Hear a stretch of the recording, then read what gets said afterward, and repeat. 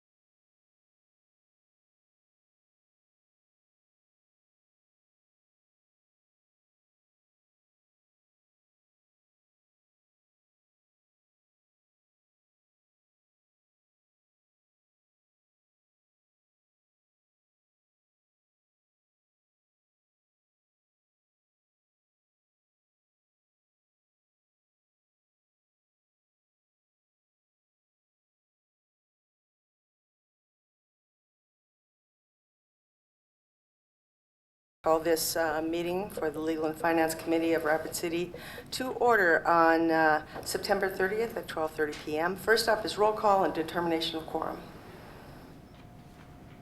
Drew? Here. Lehman? Here. Armstrong? Here. Solomon? Here. Jones? Here. Evans? We have a quorum. Evans is no longer on this.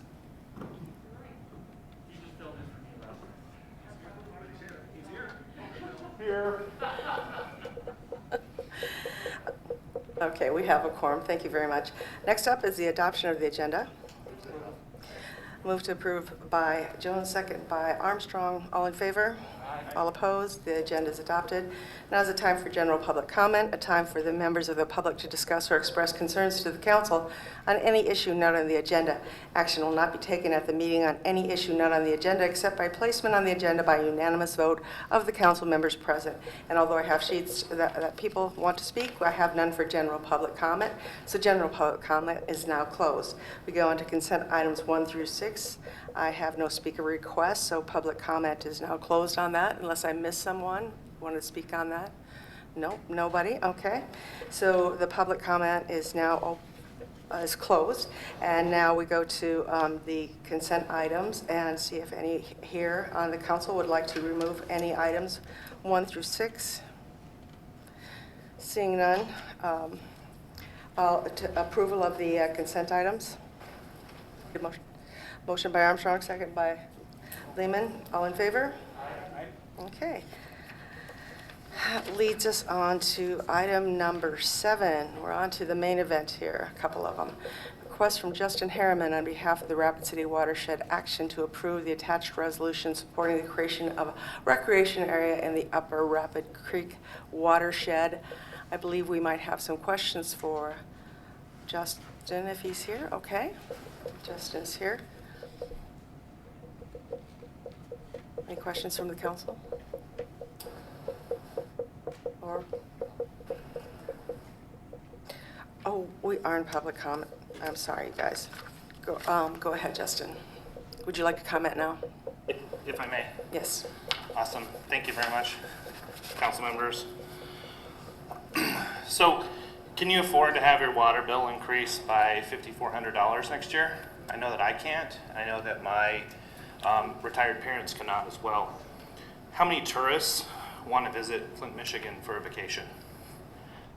These are the threats that our community is quietly facing right now. There are several companies from outside South Dakota who seek to profit from the gold that they think is buried in the rock in the national forest above Pactola Reservoir. 2 weeks ago, a team from F3 Mining was actually out surveying Sunnyside Gulch and Jenny Gulch alongside state employees. Last week, F3 actually received a state permit to drill in Sunnyside Gulch and Jenny Gulch. The next step would be a federal permit. We're pending the NEPA process right now. Sorry, I just ran up the stairs. Dr. Jerry Wright, former council member and School of Mines graduate, calculated that every gallon of water stored in Pactola and flowing down Rapid Creek to our aquifers, our drinking water taps, farms and ranches is actually worth 72 cents to our community, or about $2.9 billion per year. That's a real number. The value of this water in that year far outstrips any positive economic impact that mining operations in that upper Rapid Creek watershed action might ever generate over its lifetime. Our economy, as we all know, is based in agriculture and tourism. In fact, 1 in 4 people in the Black Hills earn their income from tourism, both of which are highly dependent upon this water. Our semi-arid climate depends upon the water in the hills, in the reservoirs, and they are likely to be contaminated by this mining operation. This is a real and looming threat to our communities. It's not existential, it's here today. Now, if you look at the data provided by the South Dakota Department of Environment and Natural Resources, no hard rock mining operation in the Black Hills has ever not negatively impacted water quality downstream. The arsenic deposits on the Cheyenne riverbanks from the Gilt Edge mine are evidence of mining's track record here in the Black Hills. I can point to you where those are at. I won't get out of my boat in those areas because I don't want to get arsenic poisoning. Some other economic data that I'd like you to consider. Colorado's Gold King mine spill in southwestern Colorado in 2015 caused the river to actually turn orange. City closed their water intakes, farmers and ranchers closed off irrigation and lost crops and livestock, and the active tourism industry was crushed for a season. What would happen to Rapid City if this was Pactola and Rapid Creek? Please consider that. With the aquifers contaminated, how would our city survive? Who's going to pay for the cleanup once the company declares bankruptcy and walks away from that mine? The damage claims of that spill in Colorado exceed $2.4 billion. That's a substantial amount of money. They've spent $75 million trying to clean up the Gold King mine site just in the last 4 years, and plan to spend another $65 million in the next 3 to 5 years. And there'll may be more after that, we don't know. At another site in Colorado, the Summitville mine cost $250 million to clean up. The water treatment plant associated with the project cost $19 million to build and $2.2 million a year to run in perpetuity forever. You, council members, have a moral and fiduciary responsibility to our community to please pass this resolution, secure the water and the future of our community. An open cut in Jenny Gulch above Pactola would be a travesty, and that is truly the future that we are looking at now. This is real, this is today. Any questions? Thank you, Justin. We'll get back to you when we have council comment, okay? Thank you. Move on to item number 8. Now I have a bunch of speaker requests, so please be ready. Jim Franz, you're up next.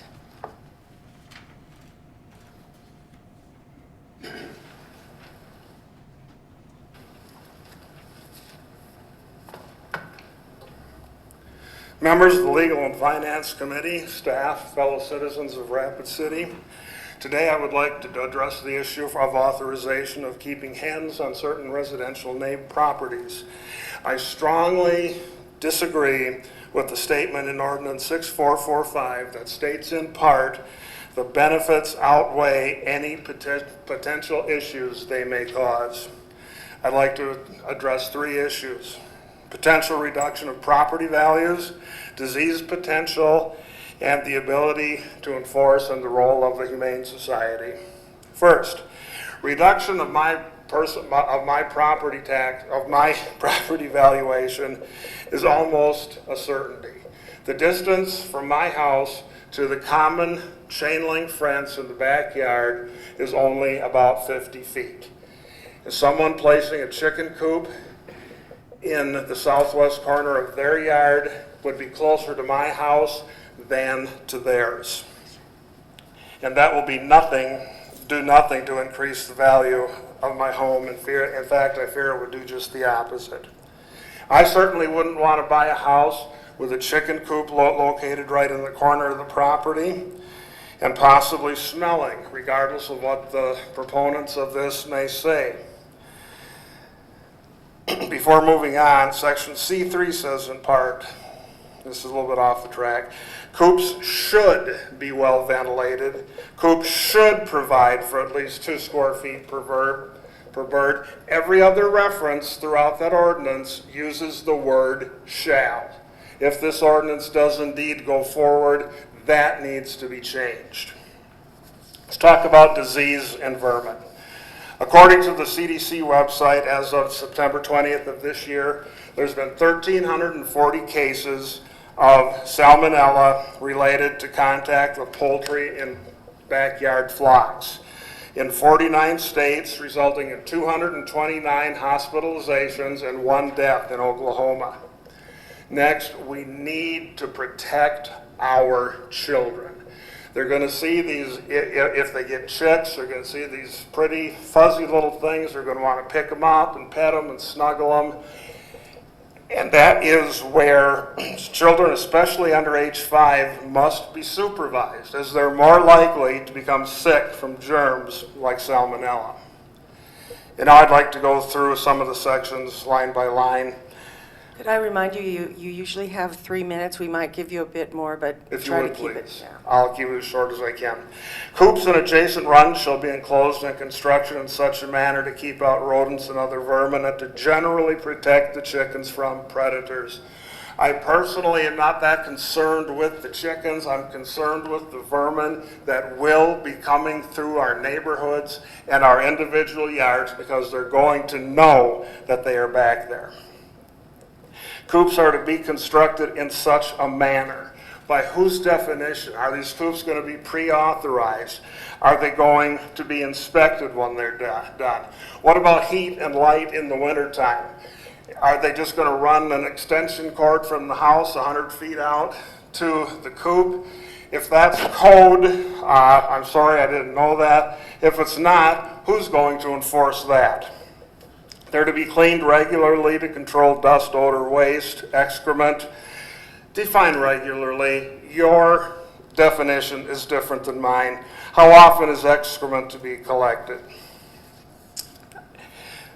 The role of the Humane Society. There have already been 22 chickens surrendered, 6 seized, and 3 strays. They're going to get out of the coops. It's a given. It's already happened, and it isn't even entirely legal yet. The executive director of the Humane Society is quoted as saying just the other day, "We're not really equipped for poultry. Really, we're not built for poultry." They'll need to get them food, a medical exam, and try and find them a home, further straining their budget.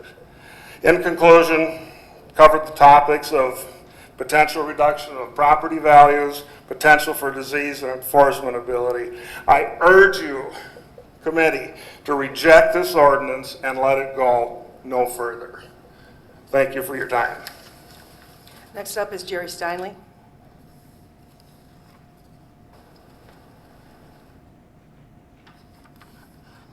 Well, thanks for your time. You took all my talking points. So. I'm the director of the Humane Society, and we are opposed to the ordinance for chickens in the city.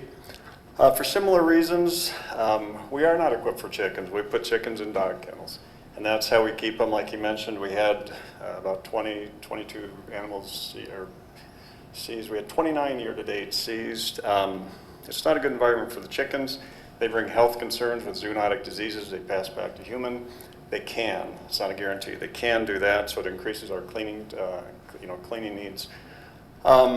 So we're concerned about the housing. handling the poultry. We're also concerned about the increase on animal services and enforcement. Right now, they do get calls about stray chickens in town. We can get the chickens in, we can get them back out if we have to, the 29. But when these animals become domesticated, if this would pass, we're going to have to hold them for a 3-day stray period. So now we've got chickens in-house guaranteed for 3 days while we either wait for an owner or we can legally put them up for adoption. So that's another concern we have. We're also going to see more noise complaints. We're going to see more dogs in yards chasing chickens. We're going to see more cats. We're going to see more vermin. We're going to see more smell complaints. If the ordinance is well written and it's enforced, we might be in a better shape, but those are our main concern. Some of the things in the ordinance, and I know I've just got a couple of minutes, the one I also had a concern about was the coop design. Keeping out animals and vermin, that's not going to happen. This will never happen. If we inspect a coop based on this ordinance, one would never be approved. The location too is also a little concerning. Does this mean we can have a coop stuck on the side of our house that's 25 feet away from our neighbor? As it's written, you've either got an extra comma in here or you need another one. But it seems like this ordinance would allow people to put a coop right on their house as long as it's 25 feet away from their neighbor. So, you know, as far as enforcement for us, that makes it more difficult. There's a lot of gray area there that our officers are going to have to try to enforce. Last thing I want to bring up, and I sent you a letter July 15th with these same concerns. I had a letter on July 15th that the Urban Hens group was going to help with enforcement and picking up these strays, and Western Dakota Tech was going to offer 2-day training. Has any of that come to fruition, or is that just? I have Corey coming up soon, Cody coming up soon, and he can address those concerns. Okay. And I also have some more information for you on all those things. Okay, because those things are important if this should get by the city, which, again, from the Humane Society, we hope it does not. So, thank you. Any questions? We'll call you back up if we Okay. have more questions. And thank you, Jerry. Thank you. Next up, we have Corey McKenna.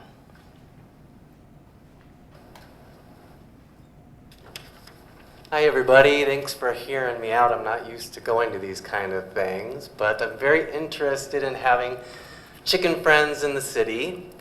I know the concerns are cleanliness, noise, and where chickens that aren't cared for, where they'll end up if someone is not taking care of their chicken friends. I'd have to say that's why there needs to be rules and an ordinance so it can keep people in check, have the 4 hens, less noise, less mess with 4 hens. Do they end up at the animal shelter? Everybody eats chicken for dinner. I don't know why they would end up at the animal center, or I would think that they should go to a plant to be processed. Chickens, I obviously work at Walmart. I got off an hour early to come hear this out. I was interested, and through COVID, I've noticed that different items that you're used to seeing all the time on the shelves aren't always there. There's a panic in that, and I think people need to be a little bit more self-sustaining.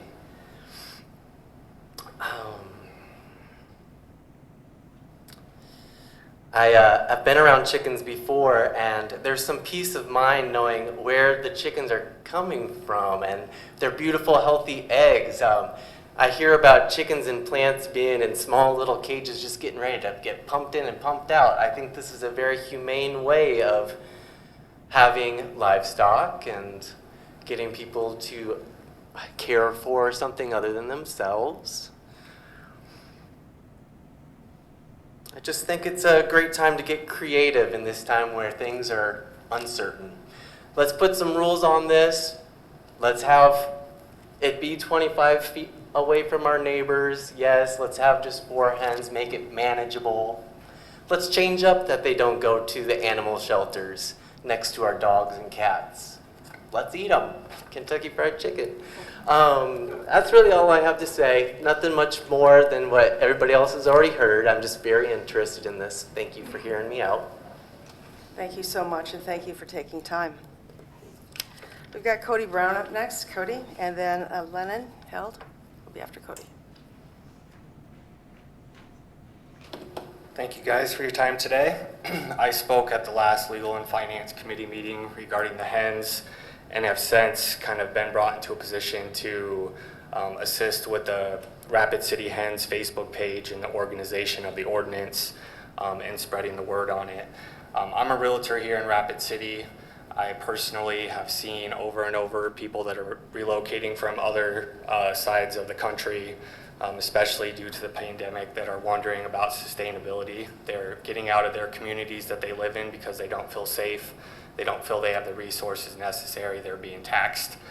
So they're coming to Rapid City, and they think it's interesting that they're in Rapid City. Sioux Falls allows chickens, Rapid City does not. So that's one thing where, Sioux Falls is a bigger community along with Denver and Colorado Springs. They also allow urban hens, and they're responsibly kept, and the ordinance is ran responsibly. I get the concerns with cleanliness. I personally grew up around farms as a kid, and I've seen the effort that it takes to keep a coop. I don't anticipate somebody who doesn't want to go out and clean it or have the love for the practice to invest up to $1,000 or more in a good setup. It's literally process after process, and you are pretty much a small farmer at that point. So I understand that people say people will get them and they won't take care of them. In those situations, we have the ordinance to help address that. But personally seeing some urban hen set coops myself, showing houses, I could get pictures for you guys so that you can see some of the setups that are in town and how they're kept responsibly. As the city attorney, I believe, indicated the last meeting that they're all over town already. And I believe that there has been very few complaints, from what I gather from the last meeting, to the code department on people that are not keeping them responsibly. The people that have them, it's so that they can help sustain, so they can get their fresh eggs. They're not trying to get them to not take care of them. You might have a few people that sneak in the cracks that do that, but at the end of the day, it's a labor of love. I would love to give my son the opportunity to do 4-H and not have to drive him outside of town to see a chicken on a regular basis. We both are full-time working parents, as well as his mom, and that would be limited. So if we had the ability to do urban hens in town, he would have the ability to take those to the fair and to do 4-H. I personally have agreed to volunteer along with many members of the Rapid City Hens group and some of the surrounding farms to help with stray chickens, or if there's a need for someone to go pick one up and keep them in their coop, then we would be responsible for that, and we would set up a group, and we can definitely get that together if you guys need names and numbers, and know that people are committed to help with this, that we are serious about it, and that we just want to have the ability, as Corey said, to sustain. And are we going to be able to live off 6 chickens and their eggs? Probably not, but at the end of the day, it's healthy. It's one of those things where we can share our eggs with our neighbors, and it's just one of those things that can help bring the community together. I get the concerns about the lower property values, but it's no different than if you live to someone that's not taking care of their yard, that's not mowing, that's got voles growing all throughout their yard. We have somebody in our neighborhood that's similar to that. So there are lots of things that can drop property values. Urban hens should not be picked on for that reason. And I think that personally, just talking to all the people that have reached out to me in this short amount of time that I've been a part of this process, which all started out of curiosity to want to get chickens for ourselves, that there is a lot of support in the community, and we would be able to help with the Humane Society, and help with anything that comes up along the way that we can deal with, because life isn't perfect. There will be problems and there will be growing pains. It's nothing that we can't work through in the year of 2020. Thank you. Thank you, Cody. Next up is Lennon Held. Lennon, it's a cool name. Thank you. I wasn't really expecting to speak today, but I guess I gotta stand up for what I want. And I think that having chickens would be really cool, They look really friendly and really nice to have.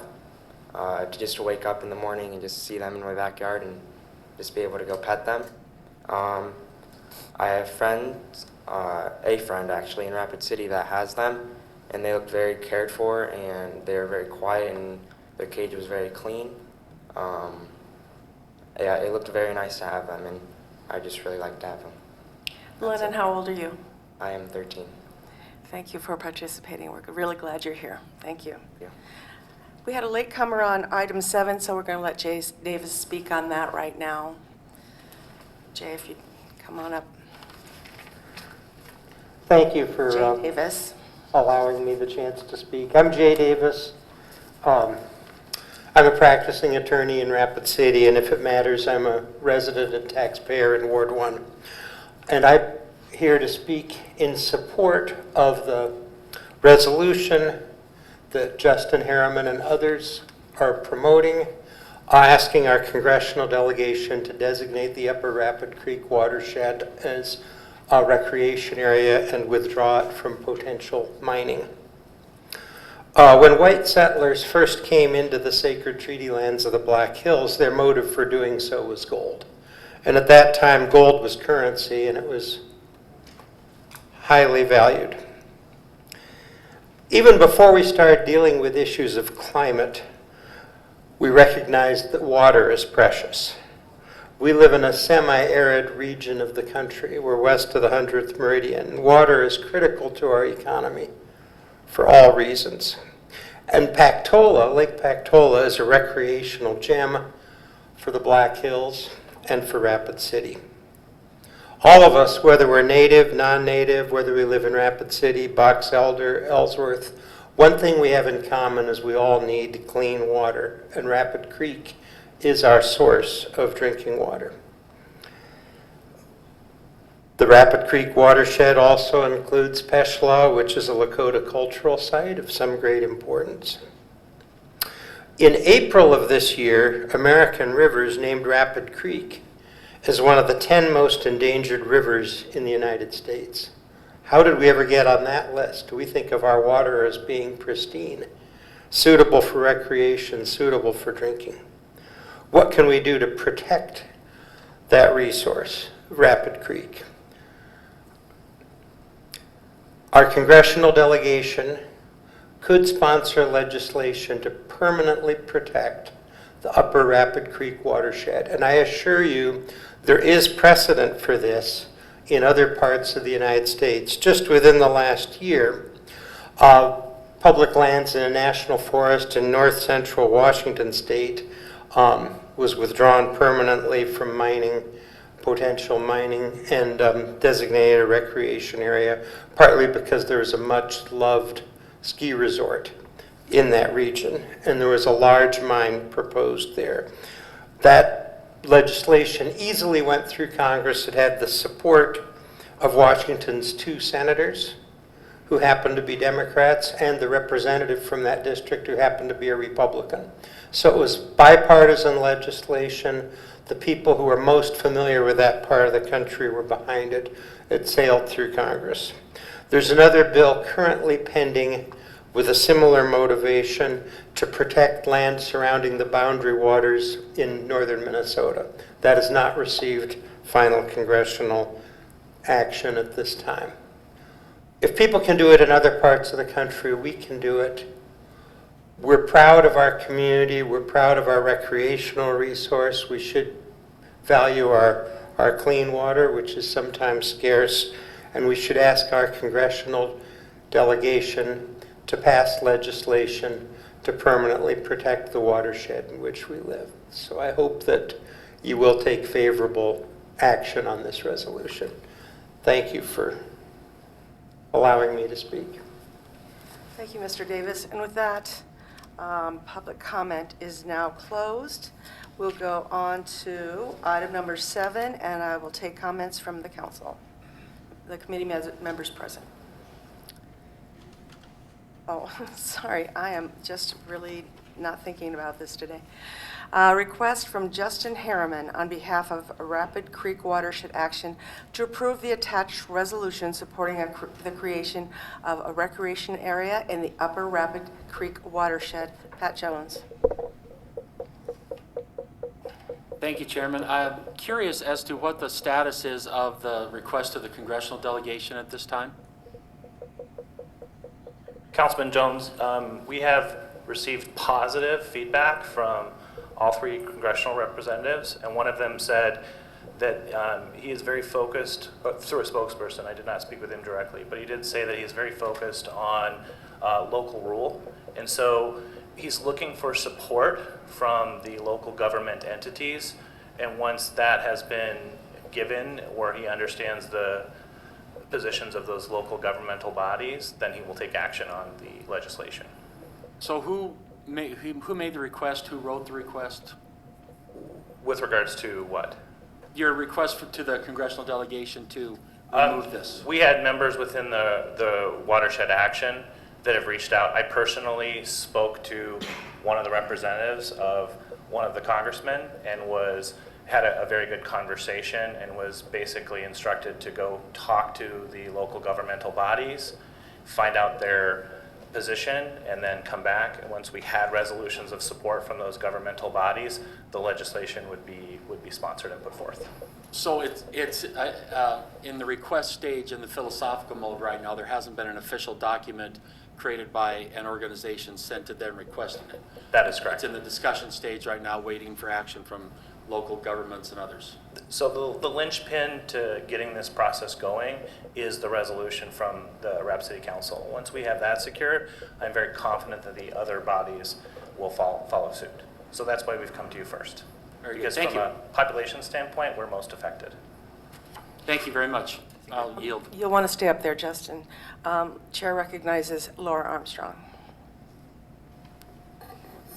Thank you, Madam Chair. Let me start by reminding people that we actually did pass a resolution protecting Rapid Creek. However, this is different because the Pactola area is, we're looking to have a creation of a recreational, so it takes it to the next level.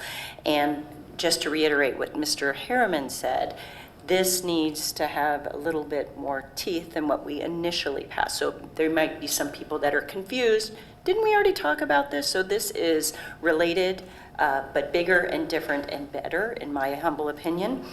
I feel that most, if not all, of us here on this committee either ran on economy, infrastructure, and or quality of life, maybe all three.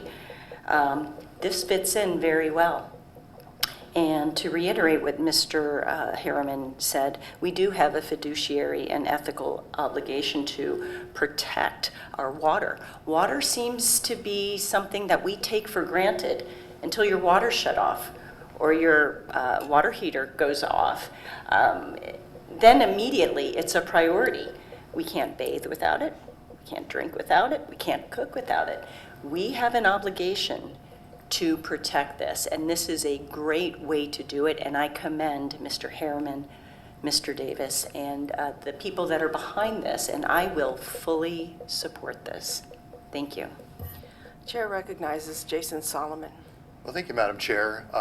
Yeah, I think we all like water. Water's a good thing. I don't think anybody ran up here on an anti-water platform, but I do have a question for our city attorney, if I can direct a question to him, Madam Chair. Please do. Go ahead. Joel, just for the sake of clarification, we're passing a resolution. Does it give any authority for anything, or is it mostly a symbolic gesture, a statement from us regarding how we feel about protecting the Pactola Reservoir recreation area? I don't think it commits you to anything other than, I'm assuming it will be used to then, as has been discussed, take in and say, hey, the city of Rapid City supports this creation. As far as taking any action to further that, I don't know that it commits you to anything. It's just It's a statement, just for the public's sake, it's a statement from us regarding how we feel about any potential efforts in this area. Well, I think it goes beyond. I mean, your first statement from earlier in the year was a statement against gold mining. This is a statement that supports the creation of a recreation area. So it's more, I would say it's more than just a statement supporting protection of the water. It is a statement seeking the creation of a recreation area, which ultimately I think people believe will protect the watershed. Absolutely. Mr. Hamp, let me say this, 100% behind this effort. Thank you, Councilman. I think a lot of us up here, listen, I understand there's a place for mining. I don't want to demonize mining because there's a place for that. But Pactola is a reservoir for our water. Rapid Creek obviously plays a big role in that, and obviously we're going to have to address probably continued issues related to that. So if this helps in any way, if it sends a message to our congressional delegation, I would say, listen, we as a city, at least I can speak for me, 100% support protecting this area, protecting our water for generations to come, if that's what it's about. So I ask those questions. I ask lots of questions, always confuses people, but I ask questions to get clarity on issues, to make sure I know exactly what we're voting on, so that you all know exactly what we're voting on. But just so it's very clear, I do support this effort and wish you well, and thank you for taking up the cause. Thank you for your support. Chair recognizes Pat Jones. Thank you, Madam Chair. So I want to go just a little bit deeper into the question. So as far as legal authority to legislate or mandate something at Pactola Lake, obviously that's not in the city limits, so we wouldn't have legal authority to do anything at Pactola Lake. Is that correct? That is correct. Okay, so it would be, as Mr. Solomon said, a statement of support for this because of the impact on us. Correct. Okay. To the authorities that presumably have that authority. Presumably, yes. And one point of clarification, I would like to remind the council members that Rapid City owns the water rights to 80% of the contents of Pactola Reservoir. 80% of the water that's stored in there is owned by the citizens of Rapid City for residential and commercial use. Okay, and I would like to continue if I may. Make it short. Wow. Is there any downside in us supporting this resolution for Joel? I don't think that's really a legal question. I think, that's more of a political, philosophical question. Sometimes these issue statements, there's people that have various opinions in the community. So, that's really up to you guys to weigh. I don't have a legal objection to it. Okay, and that's the opinion I wanted from you, was the legal one. So thank you, I appreciate that. And then as I quickly wrap up, holy cow. I appreciate what you said about the 80% because I'm sitting here thinking, who's looking out for us while all this is going on up there? There's drilling and there's testing and all this. I lived in Lead, South Dakota for 14 or 15 years, and Lead was the home of Homestake Mining and Golden Reward Mining and many others. And mining has had a huge impact on the Northern Hills and the state of South Dakota's economy since the 1800s.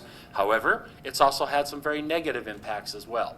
So I'm sitting here thinking, who's looking out for us? If that water gets damaged, if the aquifer gets damaged, a lot of people are going to get hurt. So I couldn't agree more with your statements about our obligations, morally, ethically, fiduciarily, big word. So yeah, I'm with you 100% in support of this as we move forward. So thank you. Thank you, Councilman. Chair recognizes Laura Armstrong. If I may, I'd like to make a motion to approve. Second. Motion made by Armstrong to approve, and a second by Jones to approve. All in favor? Aye. Aye. Unanimous? Okay. All opposed? Seeing none, we have approved this resolution. I would like to go on just a little bit here as chair. I invited Mr. Harriman to be here and worked with Joel on getting this on our agenda today. When we had the School of Mines people here last fall, was it? Gee, I did ask the question directly. I said, do you use cyanide in your drilling and your exploratory processes? And the woman who answered my question said, not as much as we used to. That was not quite what I wanted to hear. The exploration is going on now, and this is really well timed to protect our health and the lifestyle of the people in Rapid City. I am very proud of this committee, and we will send this to the full council on Monday night with a do pass recommendation. So that is surprising to me and absolutely astounding and very responsible. So thank you, Mr. Harriman. Thank you very much, members of the council. We appreciate you very much. All right, now on to item number 8. I will read it. Introduction and first reading of ordinance number 6445, an ordinance authorizing the keeping of hens on certain residential properties in the city by amending section 6.08.020 of the Rapid City Municipal Code. Looking for comments. Chair recognizes Jason Solomon. Well, thank you, Madam Chair. First of all, I will make a motion to approve. If I can get a second and retain the floor for discussion, please. Second by Laura Armstrong. So I understand this is a very controversial issue because there's a lot of passion on all sides. Since I've returned to council, I don't think I've heard about a single issue more than I have on this, and it's been very split. And I think there are good points all around. And so I just want to acknowledge that and mention that. When we started this discussion in July, thanks to Alderwoman Drew, my take was I was open to it with proper guardrails in place that were responsible, reasonable, and respectful. And looking through the ordinance, by and large, I think we do a good job. Now, I think there are some question marks that we have, so I called a counterpart in the Sioux Falls City Council, actually via email, and asked some questions about their experience with this so that I would talk, hey, what's another community of our size and larger? Have they had any regrets? What did they wish they would have done differently? And very few major issues. Some roosters get in occasionally, which that is prohibited.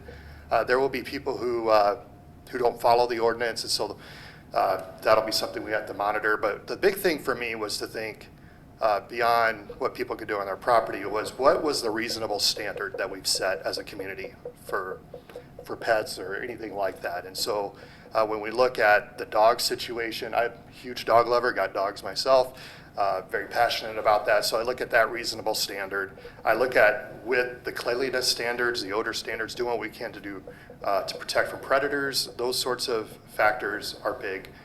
If there's any question mark that I have, and something I think that needs to be worked out, is the enforcement part of this.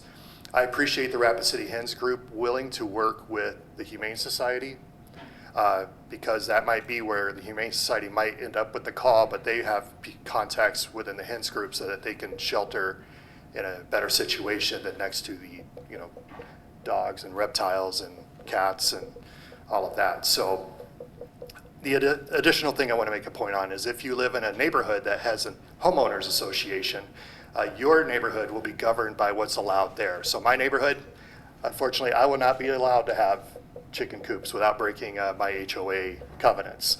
And but not everybody has that in place, but just so you know that's part of this as well. So all that said, I'm sure that there are things to be ironed out and worked on, but by and large, I support the right to responsibly manage backyard hens, assuming that it is respectful to the neighbors as much as possible, and obviously because it's within reason. And so I appreciate the city attorney providing proper guidelines, doing their research, and also once again to Alderwoman Drew for bringing this forward.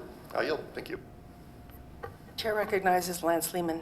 Thank you, Madam Chair. A month ago, I said I needed to hear from my constituents on this issue because personally I don't for or against, and overwhelmingly it has been against. So unfortunately, I will not be supporting this ordinance today. Thank you. Chair recognizes Laura Armstrong.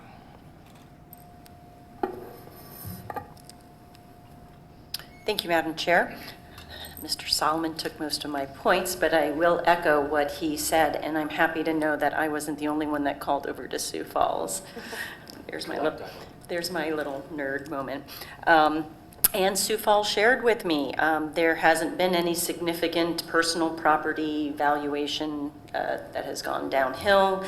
There are no mass salmonella outbreaks going on over there, and they really don't have this problem with enforcement. I will echo again what Mr. Solomon had said about this would be a great opportunity for the Humane Society to partner with our community members and community groups. Obviously, I have a lot of love and respect for our Humane Society, and I think they do a great job on a shoestring budget. But I do not see, if this passes, masses of people, excuse the term, flocking to Fleet Farm and Runnings and Tractor Supply. I just don't see it happening. And I had a conversation with Alderman Roberts about this, who I look to for advice. And I just keep going back to what he said about how homeowners associations and the restrictions and the covenants are really going to weed through this. So I have good faith that this is an opportunity for us to do something new and cool and innovative. But it's also a good opportunity to be a good neighbor as well. I'm going to support this. I just think it's a good idea. I will make one final point. I'm going to go back to when we had the bee issue and the beekeepers. Mass opposition, and people had valid concerns, children that had anaphylactic shock, those kinds of things. And the e-bikes, that was a couple of years ago. They thought that people would just be running out to get these e-bikes, and then they were going to be driving like crazy and running people off the bike path. That hasn't happened. So I do take their concerns seriously, but I think they're taking it to the worst case scenario, and I don't think this is going to happen. I think Ms. Drew and our city attorney and even our community development director, Mr. Young, have worked hard to kind of work through things where people will not fall through the cracks. We will do our best. We have an opportunity for our community members to step up as well. Let's try this, let's do this, and let's just go forward. Thank you. Chair recognizes Pat Jones. Thank you, Madam Chair. In the 3 short months that I've been on the council, this is the biggest vote that's come forward since I've been here. And so it's... You're not on. I miss my grand old Steve. Thank you. In the 3 months that I've been on the council, this has been the biggest vote that's come forward. And I appreciate everything that is involved with it. Like Councilperson Lehman, I put word out on Facebook, I put word out on the Nextdoor group that the discussion was going on. I wanted to know what people had to say. And many, many people contacted me, and I appreciate all the people in my ward and those outside of it that emailed or called or contacted me in whatever way. Your opinion matters a lot, and it's valued, so I thank all of you. It was about 70% against chickens and 30% in favor. That's rather overwhelming to me. So I'm looking at this kind of like when I was a sports official. I refereed football, high school football, for 33 years, and my job as the official was to observe what took place, apply the rule, apply the spirit of the rule, and try to keep things fair. And so in thinking of this, the 3 things that keep coming up when people talk to me about it is they're concerned about the noise, they're concerned about the smell, and they are concerned about the predators. And we've heard that mentioned several times today. And so in thinking about all that and trying to apply not only the rule or the ordinance, but the spirit of the rule, what keeps coming back to my mind is the timing of this. Right now, many people in this room and many people in our community are just barely hanging on day to day. They are financially, emotionally, employment, insecure. We are all very stressed out right now about a lot of things going on, understandably so. Based on that and everything else that I've observed and heard, it seems to me that the time to bring on something like this is when things are better and a lot more warm and fuzzy, and people are more willing to try something new and different, rather than at the height of a level of fear, concern, distraught, and distress that most of us have ever seen in our lifetime. And so because of all that, I cannot support the ordinance, and I will be voting no. Thank you. Thank you. Unlike Councilman Jones, I don't see our community as being in that much stress. Maybe I see optimistically, but it seems to me Rapid City is kind of doing pretty well against all the odds. And so I think the time is now. The need is here, and we've got to actually do this. It's come up before. It's time to move on it. I want to point out one thing to the folks in this room or listening. Look at the agenda that we go through in this council. There are things on every one of these items that change lives every day. Everything that we consider every day, it changes lives. This is a big thing we're looking at right now, there's no question. But is it bigger than our water supply? Probably not. Is it bigger than committee members that are going to chart our future? I don't know. So I think that we have to look at this as not a huge thing. Just because people can wrap their head around it and are getting a hold of all of us, it doesn't mean that it's the most important thing we're doing today. Not to me, anyway. But I do support it. And we are looking at a different solution now, okay? We're looking at working with a citizens group, the Urban Hens, along with our Humane Society, hopefully, and we're going to work this out. I've also reached out to people on the reservation. I have friends there that said their generation group will take them. Their food sovereignty group will take them. If we ended up with 22 chickens, they will be repurposed, okay? That's the word I'm going to use. And so we don't have to have a place for them to stay. They are not dogs, they are not cats, these are hens. And so if we can work together, we can find a way to do this. I'm not going to say to our young people who say, I hear this all the time, well, they can just move out of the city. They can just move out of the city limits. They can go to Box Elder. They can go to Piedmont. I don't want them to go to Hermosa. I don't want them to leave Rapid City. I want them to be here. This keeps coming up because young people want it. And when I read the names, Lennon, Cody, Melissa, Amber, those are the people that I'm hearing from. They want this. They're our future.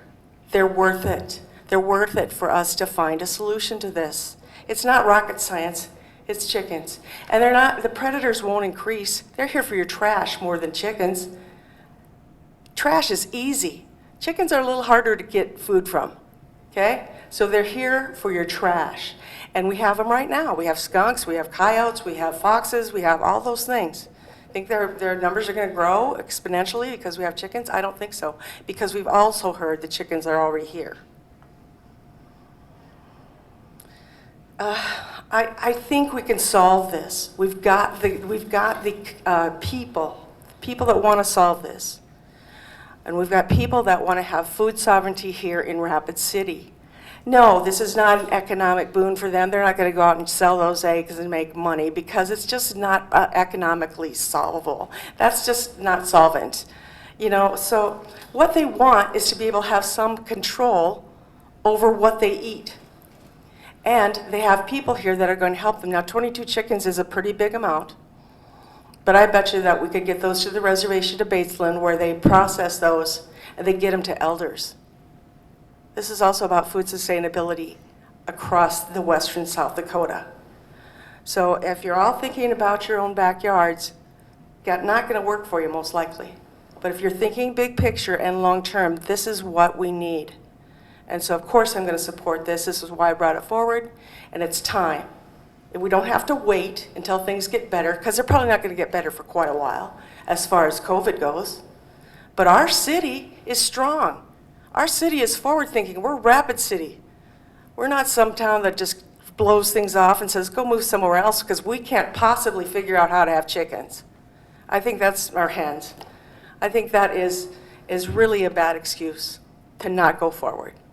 And I know I'm passionate about it, but I don't want hens. But I do want them for the people that want that opportunity in this city.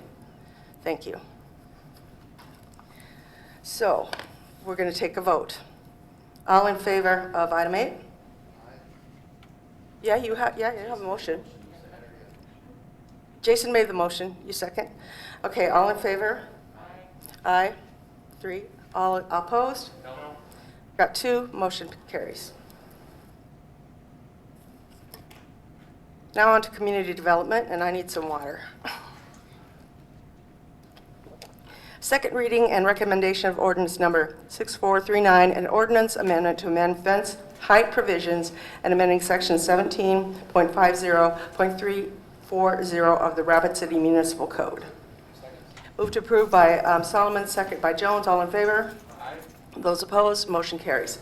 Item number 10, approve resolution number 2020-075, a resolution to dissolve tax increment district number 68 for property generally described as being located at the eastern terminus of Homestead Street. Approved by Lehman, second by Jones. All in favor? Aye. All opposed? Motion carries. And now we're going to go to Laura Armstrong for just a moment. She asked a point of privilege. Thank you, Chair. I just want to take... Oh, yeah, that's right. Thank you, Chair. I want to take this moment to remind everybody that early voting is going on. Vote. Different ways that you can do this. First and foremost, please get on the Secretary of State website, sdsos.gov, and make sure that you are registered. If you are not, you still can register. And you can go to the auditor's office off of Kansas City until November 2nd. In addition, I know it's difficult to get people to the polls on Election Day. And especially in Ward 1, we are going to have 2 elections because we do have an open seat for City Council. The candidates will be submitting their petitions this Friday, I believe. Ms. Assumption? Is the deadline? Okay, please don't wait until Friday. And so if you do show up at the polls, only in Ward 1, which is Mr. Jones's area at this point, which is the southeast corner of our great city. But you will have to wait, if you are early voting, until October 18th, 19th for that ballot. So please vote. It is very important. So if you have already early voted and you live in Ward 1, you still do have another election coming your way, and it is a way to show your voice. So thank you. Please vote. Please vote. Please vote. Thank you. I yield. Thank you, Councilwoman Armstrong. Now a motion to adjourn. Moved by Jones, second by Solomon. All in favor? Aye. We're adjourned.